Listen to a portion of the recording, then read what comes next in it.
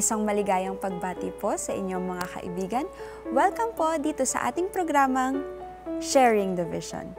Ako po si Rachel Go at kasama po natin si Pastor Brian Tolentino, ang Assistant Director ng Ellen G. White Estate dito po sa Pilipinas. Magandang araw, Pastor Brian. Maligayang pagbati, Ann, at doon po sa mga nakikinig natin, sumusubaybay. Muli ay iniimbitahan po namin kayo na mag-ayapan ng iba habang nag-aaral po tayo ngayon.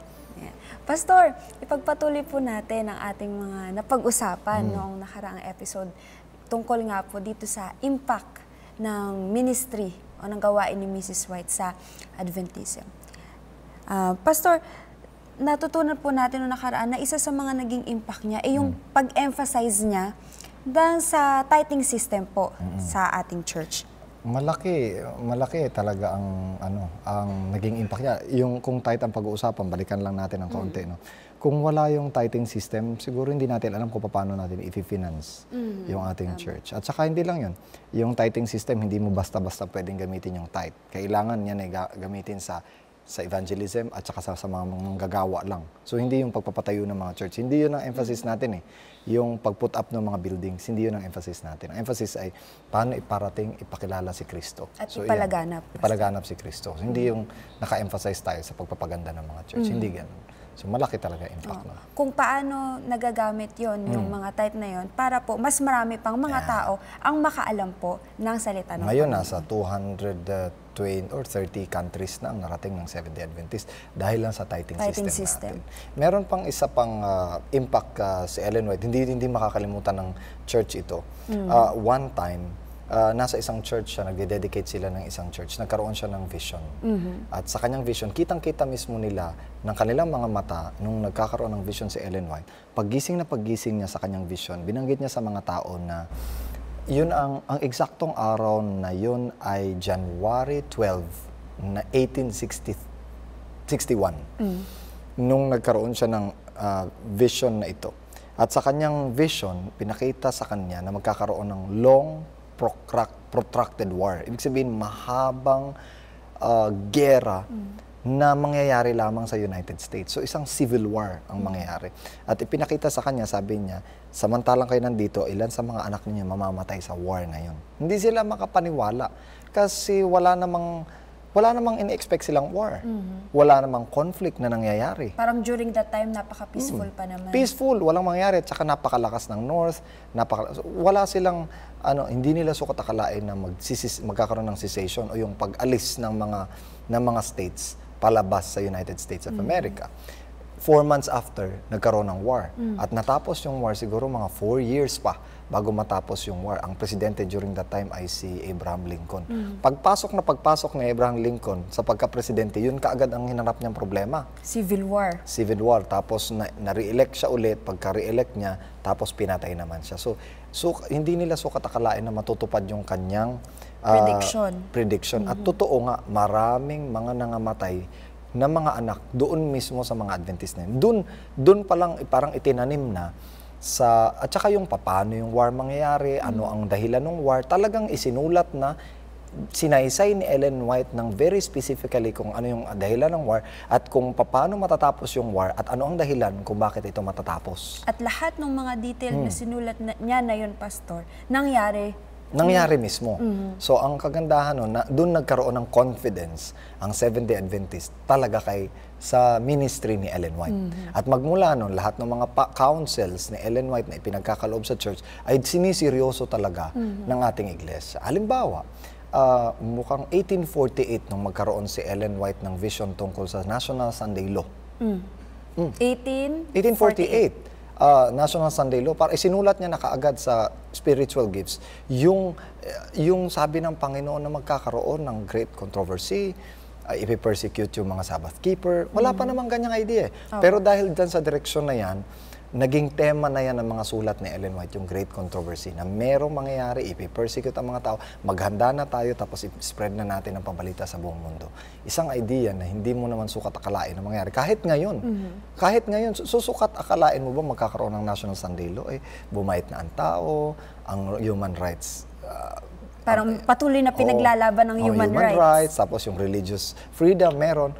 Pero sa sulat niya, sinasabi niya na darating ang Ang panahon, panahon. na ang religious freedom ay mawawala at papatayin ang mga naninindigan. So kung wala si Ellen White, paano tayo makapaghahanda sa pagdating niya? Kasi ngayon, Pastor, parang hindi naman natin ma-imagine yun. Kasi di ba may mga law pa tayo regarding sa religious Sa pagpoprotect, freedom. pinoprotect yung freedom. So, kumbaga, kung nangyari yung civil war na yon, ng mga hula ni Ellen White, mangyayari din sa huling araw, bagaman hindi pa natin nakikita kung paano mangyayari yun. Yun yung sinasabi ko na kahit pagdudahan natin siya, kung mangyari. Ayan. Isa pa sa mga impact ni Ellen White, 1863 naman. Noong 1860, pinag-uusapan na nila, ang 1860, pinag-uusapan na nila yung pangalan ng Seventh-day Adventist. Yun nga, ang pangalang napag-usapan nila, merong nag-suggest ay yung tinatawag na Seventh-day Adventist. Pero hindi pa rin sila makumbinsi. Pero sa vision ni Ellen White, sa dreams na pinakita kay Ellen White, ang sabi niya, I was shown in regard to the remnant people of God taking the name. The name Seventh-day Adventist is a standing rebuke to the Protestant world. Sabi niya, here is the line of distinction between the worshippers of God and those who worship the beast and receive His mark. Usually, pag wala namang vision or dream si Ellen White, okay lang, tuloy-tuloy lang ang church. Pero pagka nagkaroon si Ellen White ng vision or dream, siniseryoso talaga ng church. Kaya nung mabanggit nila yung Seventh-day Adventist Church, kinonfirm kagad ni Ellen White na ito ang dapat na pangalan. Na maging pangalan. Pagkatapos nun, yun na talaga mismo ang kanilang pinagdesisyonan. So, ganong katindi yung impact ng mga salita ni Ellen White, lalo na kapag siya ay nagkaroon ng vision o ng dreams. Meron din impact si Ellen White, hindi lamang sa United States of America. Pinadala din siya na nangaral sa Switzerland, sa iba't ibang bahagi ng Europe, at 9 years din siyang nangaral o pumunta sa Australia. Sa Australia. Doon sa Australia, sinulat niya yung Desire of Ages, Steps to Christ, yung ilang mga Christ-centered na mga messages ni Ellen White. Pero ang pinakamagandang impact niya doon, nag-create sila doon ng tinatawag nating Avondale College. Sa Australia. Sa Australia. At ito na yung naging pattern ng lahat ng mga educational system sa buong mundo ng Seventh-day Adventist. Bagaman meron ng ibang mga kolehiyo sa Amerika, pero yung Avondale College, ang sabihin na nating rurok ng pinakamagandang sistema ng educational system. So, isa pa, yung Three Angels Message, yung pag-emphasize ni Ellen White ng Three Angels Message, yun na yung parang naging direksyon ng ating mission. Ng Seventh-day Adventist. Kahit saan tayo pumunta, talagang ang in-emphasize natin, lalo na yung health message, yung Three Angels Message. Siguro naman ang Three Angels Message, nandyan yung Ten Commandments, nandyan yung Everlasting Gospel, pero hindi natin pwedeng tanggalin yung health message yung to glorify God. Yan. Kaya makikita mo, ang Seventh-day Adventist ay kilala pagdating sa kalusugan. Opo. At ako, Pastor, fan ako ng mga health books ni Mrs. White. Mrs. White. Hindi naman natin maikakaila. Halimbawa, kailan ba nabuo yung cornflakes?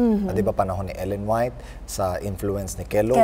Kasi ang sabi ni Ellen White, mag-produce tayo ng mga pagkain na magiging mas madali sa mga tao ang kumain ng mas malusog na pagkain kesa sa mahihirapan sila. O ngayon, ang cornflakes, napakadali lang. Yes. At binago nito yung kabuang lifestyle ng Amerika, ng entire United States of America. Ngayon, pag umaga, nagko-cornflakes lang sila.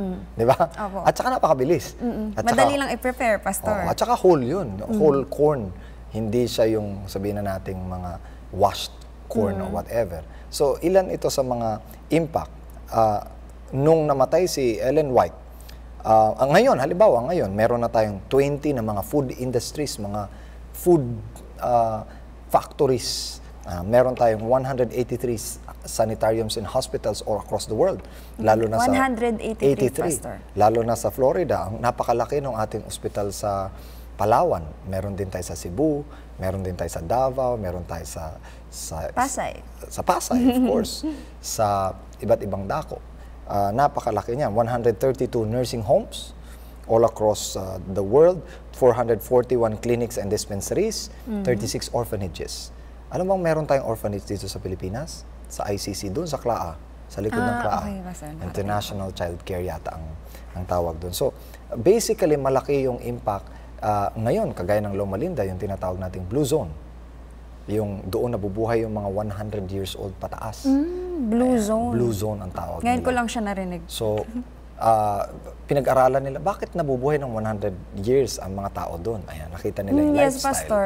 Yung kinompare po yung tatlong mga groups ng tao, and yung number 1 po, or yung parang top 1 dun sa top 3 po, is yung mga naninirahan dun sa Loma Linda. Loma Sila yung Linda. mga healthiest people according sa recent na studies. At saka biruin mo, nasa heart sila ng syudad, ng United States of America. And yet, kaya nilang mabuhay ng mataas. Di ba Yes. ang pinakamababa na health ay ang Amerika? Opo. Di ba? Sila mga pinakabababa sa pagdating sa heart attack, pagdating sa high blood, sa mga lifestyle. Ang silang pinakamababa eh.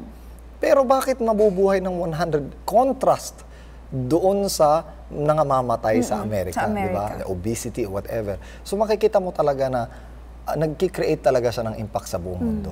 Hindi Lalo lamang, na sa health. Lalo na sa health. Isa pa, yung findings nila, kung susundin lamang natin yung 5 factors o yung tinatawag nating 5 factor kung bakit nabubuhay ng mas 10 years and above ang mga tao. Longer. O, ano ba? Non-smoking, exercise, healthy weight, vegetarianism, and nuts. Itong 5 factors na to, kapag ka nasa iyo lahat yan, magkakaroon ka ng additional 10 years. 10 years. Ay ilan sa mga idea ni Ellen White ng tinatawag nating 8 secrets of health. Nutrition, Exercise, water, sunlight, temperance, air, rest, trust in God. So ilan yan sa mga binabanggit ni Ellen White na mahalagang bagay. Kasama yan sa Comprehensive Health Vision nung June 12, 1863.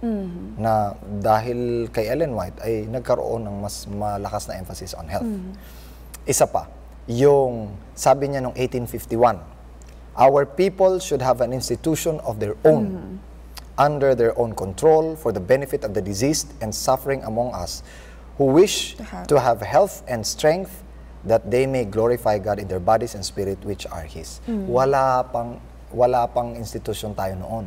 Pero after 1851, nag-concentrate na tayo ng pagtatayo ng mga health institutions. Nakikita ko rin, Pastor, no, na kaya siguro in-emphasize talaga ni Mrs. White yung health, isa sa mga naging malaking impact niya sa atin. Kasi, Pastor, kung isipin mo, paano mapapalaganap yung gawain? Paano tayo magagamit, di ba, Yes. ng Panginoon kung tayo mismo na templo ng Panginoon, hindi natin inaalagaan yung At saka kung health patay na natin? tayo, paano ka pa mangangaral? Paano pa tayo magiging useful? Kagaya ng sa asawa gawain? niya, 50 years old, Namatay. 60 years old, patay na. Patay na. Yung ilang sa mga yung ilan sa ating mga manggagawa, ang aga nilang namatay. Tapos merong ilan tayong mga manggagawa na dahil sinabi daw ni Ellen White na bawal ang ganito, bawal ang drugs, ganito, kung ano-ano, hindi sila nagpa-vaccine. Hindi sila nagpa-vaccine ng smallpox. Nangamatay sila. Sabi ni Ellen White, dapat gamitin natin ang ating sentido común, common sense. Biruin mo mamamatay ka, hindi ka magpa-vaccine, samantalang yung mga nagpa-vaccine na buhay. Kasi sabi daw ni Ellen White, siguro somewhere pag-uusapan natin yung mga medical na kamalian tungkol sa writings ni Ellen White. Mga hindi nila naintindihan. Mga misconception. Misconceptions, yung hindi daw dapat mag-x-ray. Samantalang si Ellen White, 20 times na nagpa-x-ray doon sa kanyang butlig. Ang point natin dito, malaki ang impact ni Ellen White, pero meron ding maling impact si Ellen White kasi hindi na nila maintindihan yung mga sinulat niya. Siguro, Pastor, Na wrong misunderstood. interpretation nila sa sulat, Sa sulat ni Mrs. ni Ellen White. White. Iba yung gustong sabihin ni Mrs. White dun sa mga sinusulat niya, pero dahil sa mismong yung interpretation nila, iba. Sa susunod na episode, pag-uusapan natin, paano ba natin i-interpret yung I-interpret. writings Opo. Maganda yun, Pastor. ni Ellen White. Isa pa, sa education, noong 1872, ang sabi niya, in the highest sense, the work of education and the work of redemption are one. For in education, as in redemption, other foundations can no man lay than that is laid, which is Jesus Christ. So ang point dito, kung bata pa lang, na ipakilala mo na si Jesus Christ, paglaki ng bata, sinave mo na siya, nailigtas mo na siya. So, mas maaga tayong makapag-put up ng educational institution natin, mas maipakilala natin si Jesus Christ, mas mahahanda ang buong mundo sa pagdating ni Christ. So, magmula noon, nag-put up na tayo. Si Goodlow Bell ay nagpagamot lamang sa ating Western health retreat sa Battle Creek. Nung nagpagamot siya, nakarinig siya ng pabalita. Nung nakarinig siya ng pabalita, teacher siya, nag-start siyang gumawa nag-start na siya, dahil dito, nag-start na siya na gumawa ng educational institution. Ang mga anak ni Ellen White at si Kellogg ay nag-aral under sa kanyang tutorage hanggang sa nagkaroon ng ng educational institution sa Battle Creek, hanggang sa nagkaroon tayo ng Andrews University at kung ano-ano pa, doon nagsimula. Dahil ang sabi ni Ellen White, mahalaga ang edukasyon. Kaya ang una nating institusyon ay Emmanuel Missionary College sa Michigan. Ngayon, ang tawag na sa kanya Andrews University. Andrews University. Ano yung unang name, Pastor? Emmanuel Missionary College. Emmanuel Missionary College, na ngayon ay Andrews University. Tapos yung College of Medical Evangelists, nagbago na. Ang pangalan ay Loma Linda University. Pero lahat ito ay nanggaling sa unang 1917 structure na paaralan na ang pangalan ay Madison College. Ayan. Sorry, mga 1800s pa, sorry. Itong picture lang na ito ay 1917. Pero yung Madison, ito yung pinasimulan nito, tapos nag-put up na sila ng iba pang institusyon. Pero medyo nag-fail pa rin. Ang Avondale College naman, ang rurok ng lahat ng experimentation. Ang sabi ni Ellen White, no breeze from Battle Creek are to be wafted in. Kasi yung Battle Creek ang pinaka-failure sa lahat ng educational institution. Kasi mali yung lahat ng pag-establish nila. Hindi sila sumunod sa payo. Pangalawa, I must watch before and behind and on every side to permit nothing to find entrance that has been presented before me as enduring as our schools in America. Ayaw niya na magkaroon ng sistemang kagaya sa Amerika. Gusto niya yung sistemang meron sa Avondale College, kung bakit nagiging missionary ang lahat ng ipinapadala mula sa college na yon. So yun ang gusto niyang ma-produce. And when sabi niya sa Avondale College, Review and Herald, when we were laboring to establish the educational work in Australia, the Lord revealed to us that this is the school must not pattern after any schools that has been established in the past. This was to be the sample school. The school was organized on the plans that God gave us, and He has prospered its work. So, magmula nun, makikita mo ang AUP, bakit nasa malayong lugar siya. Ang Mountain View College, bakit nasa malayong lugar siya. Kasi yun yung pinaka-idea na gustong establish ni Ellen White sa mga visions na ipinakita sa kanya ng Panginoon. So, ibig sabihin, after magkaroon ng Avondale College, siya na yung parang naging example para dun sa mga future na educational institutions. So, yun dahil yun sa influence ni Ellen White. So, magmula nun, actually, nung sinulat niya yung education, yung mga principles ng education, doon niya ine-emphasize lagi na bumalik tayo sa pattern. At ang pattern lagi na binabanggit niya, yung Avondale College. Laging ganun. Laging ganun. Meron pa siyang isa pang impact na ginawa noong 1901. Ang tawag dito yung reorganization ng 1901. Before yung reorganization, nadi-discourage na siya masyado. 'Di ba? Sabi ko sa iyo, 'di ba, nasa Australia siya. Ang pangit ng sistema, ang tagal makarating nung sistema papunta sa Australia, 'di ba? Halimbawa, meron siyang buwan bago makarating yung letter, 'di ba? 3 months, 2 months. So, ang decision making, laging nakadepende kung anong sasabihin ng JAR Conference. So, ang gustong sabihin ni Ellen White, bakit hindi na lang magdesisyon yung mga nasa Australia? Kasi nung panahon na yun, ang anak niya ay presidente ng ng Australian Conference. Pero ang gustong sabihin ni Ellen White, i-reorganize natin. Pwede nang, bigyan nyo ng chance na mag-decide sila kung anong gusto nila. Tapos meron lang mga pagdidesisyon ng meron sa JAR Conference. Kaya nung 1901, tumayo siya sa reorganization. Sabi niya, nag-move siya na pwede ba baguhin na natin yung sistema at saka mga prinsipyo na nag-govern. Pastor, 1901 yan, reorganization ng Seventh-day Adventist structure. Okay, structure. Pero Pastor, kailan nga po ulit na parang nagkaroon ng pangalan na Seventh-day Adventist? So ito yung outline, no? 1860, nag-decide sila na magkaroon ng formal organization ng Seventh-day Adventist. Kaya lang on a local conference level. Dahil nagkakaproblema na sila sa pagpapasweldo, yung mga pastor, hindi nila ma-certify, hindi nila ma-accredit. So, kailangan nila ng pangalan. Kailangan na magparehistro sa gobyerno. So, ang unang nagparehistro noong 1861 ay ang Michigan Conference. Tapos nagparehistro na rin yung iba't ibang mga conferences sa pangalang Seventh-day Adventist. Noong 1863 ay May 21, kung di ako nagkakamali, nagparehistro sila na lahat ng mga conferences ay pinarehistro nila bilang General Conference noong 1863 ng May 21. Nung marehistro yon, ang structure lang natin, local church, bumubuo ng conference. So yung lahat ng local church magsasama-sama, bubuo ng conference. Yung lahat ng conference magsasama-sama, bubuo ng General Conference. Pero nung 1901, tumayo si Ellen White para magkaroon ng pagbabago. Bigyan ng kapangyarihan yung mga local na mga regions para mag-decide on their own. So, paano mangyayari ito? Para hindi na napakatagal, Pastor, na napakatagal ng ipapaabot pa sa proseso. General Conference. Yes. Babagal yung gawain. So, ang sabi ni Ellen White, bumuo ng tinatawag nating committees. So, bumuo sila ng committees. So, ang ginawa nila, sinira nila yung General Conference. Nagkaroon ng bakante lahat. So, lahat ng mga conferences, nag-meet. Mula doon sa conferences na yun, bumuo sila ng tinatawag na executive committee para mag-decide kung sino ang representative nila sa tinatawag nating union. So, nagkaroon ng mga unions. Yung unions naman, may representative sila para mag-represent sa General Conference.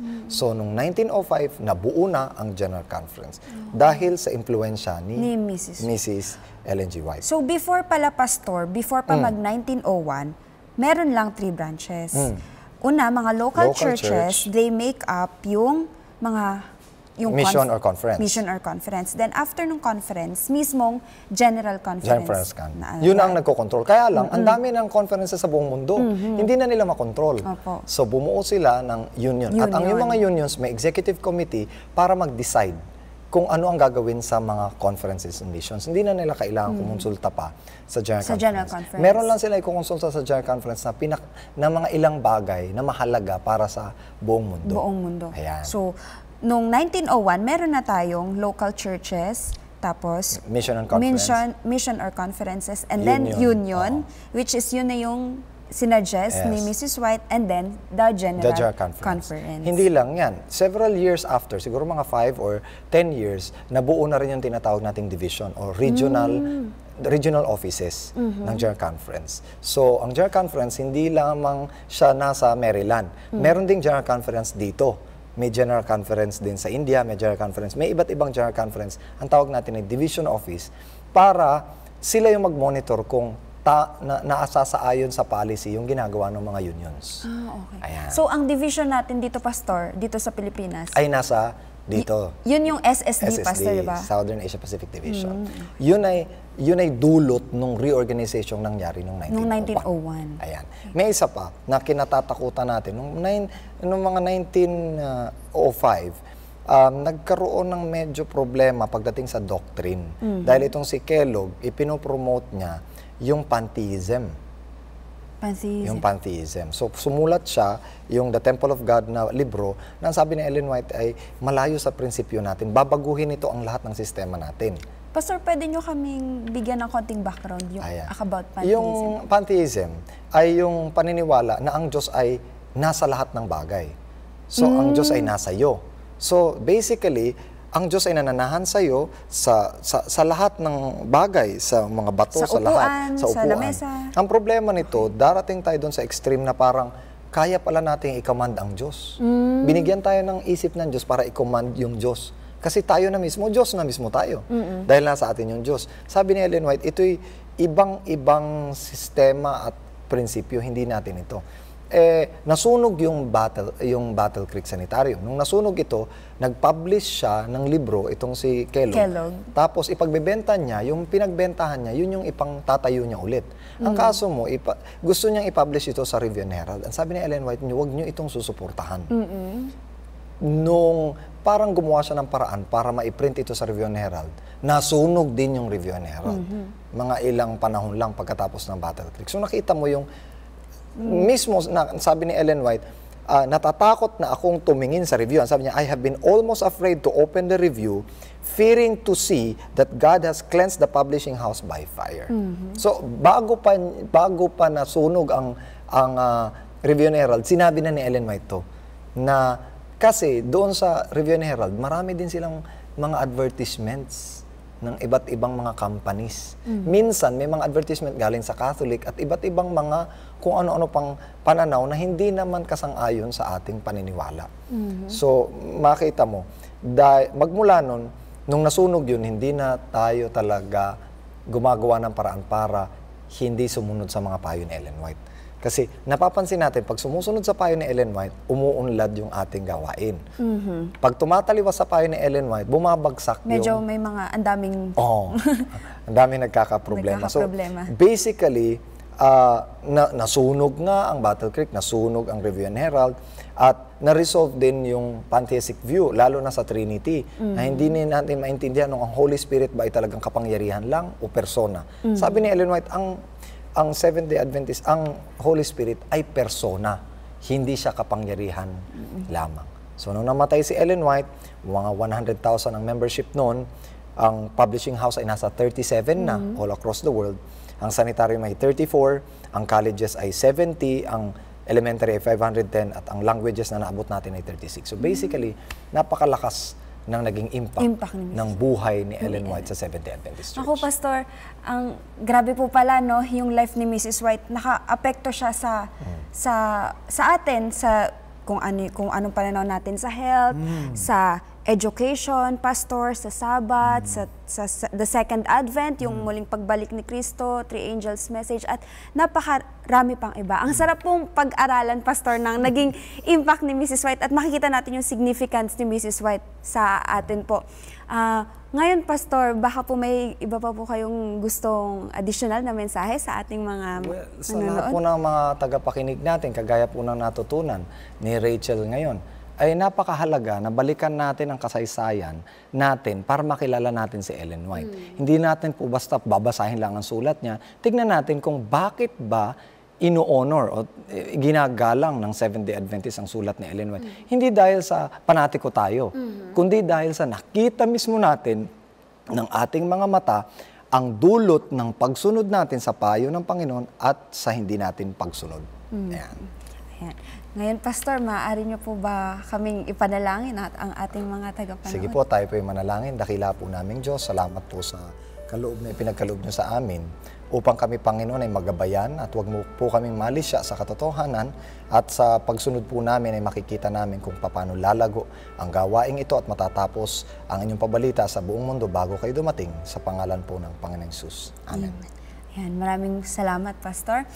Muli po namin kayong iniimbitahan para po sumabaybay ulit sa susunod na episode ng ating programang Sharing the Vision.